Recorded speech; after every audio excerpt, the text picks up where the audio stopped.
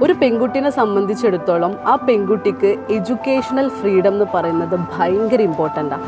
കാരണം അതിനിപ്പോൾ നമ്മൾ വർക്ക് ചെയ്യുന്നുണ്ടെങ്കിലും ഇല്ലെങ്കിലും, നമ്മൾ ആ എഡ്യൂക്കേഷൻ വേറെ ഏതെങ്കിലും രൂപത്തിൽ യൂസ് ചെയ്യുന്നുണ്ടെങ്കിലും ഇല്ലെങ്കിലും, നമ്മൾക്ക് ഒരു വേർത്തുള്ള ഒരാൾ വേർത്ത്ലെസ് ആയിട്ട് എവ്രി വൺ നമ്മൾ ഈ ഭൂമിയിലേക്ക് നമ്മളെ പടച്ചു വിടുമ്പം എല്ലാവർക്കും അവരുടേതായിട്ടുള്ളൊരു കഴിവുകളല്ല കൊടുത്തിട്ടുണ്ടാവും.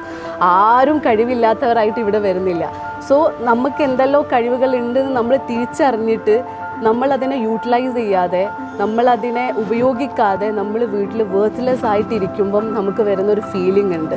നമുക്ക് സെൽഫ് ലവ്, നമ്മുടെ വേർത്ത് എന്താണെന്ന് നമുക്കറിയില്ല, നമുക്ക് നമ്മളോട് ഇഷ്ടം ഉണ്ടാവില്ല.